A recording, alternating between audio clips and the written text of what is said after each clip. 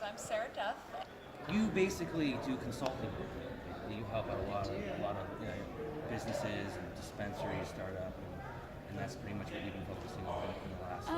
I would say that most of my consulting is really just trying to connect patients with growers and helping anybody stay legal. So I also I'm contracted by Alex Rogers to work at Northwest Alternative Health. So I help all of his patients stay legal and know how to navigate the system. And also, let's see, I'm contracted by Grow High Station, but I'm also an employee to start their dispensary and help run it. So yeah, I'm starting to wear multiple hats now, and then I also own Freedom Fighter Farms, co-own, I should say, and so we make tincture and lotion. So that's what I think maybe my future will be eventually.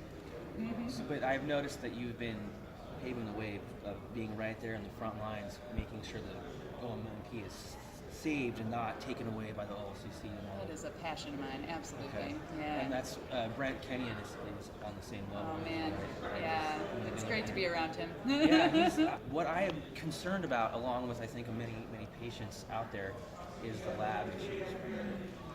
And I just spoke with Bethany from OG Analytical. Yes. And she told me that there's 25 labs that are pending the application for the certified. Right, they haven't granted any of the lab certificates yet, so yeah, there are licenses that will be issued, and we're just waiting on that. But yeah, I'm curious to hear what she had to say.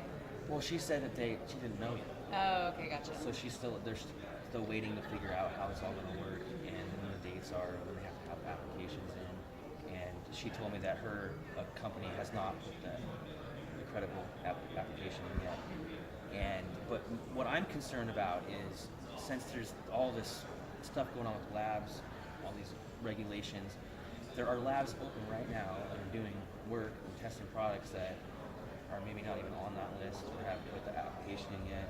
Yeah, that's frightening, because then people that use those labs, they're not allowed to go sell at dispensaries with them, because as a dispensary manager, I have to look and see if, and this could change daily.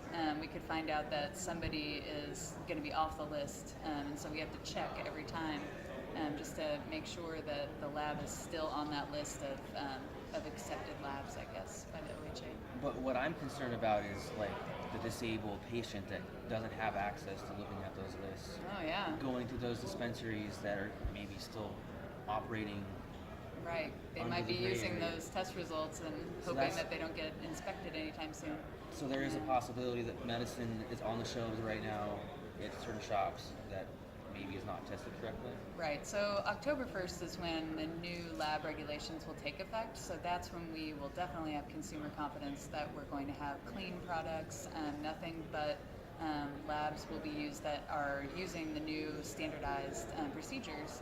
And that's another concern too, is that some people have been boosting numbers, or maybe just not denying or saying that something is compliant that maybe shouldn't be, because they're trying to get more business out of the deal, and so getting their growers to come back to them. But yeah, I mean, that's not good for the patients. There are definitely cancer patients that and anybody that has any immune issues, they should not be having any cannabis that has pesticides or mold or mildew.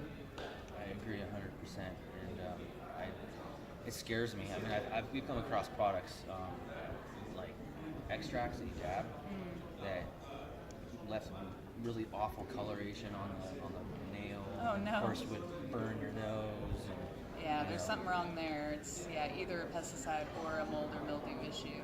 And it's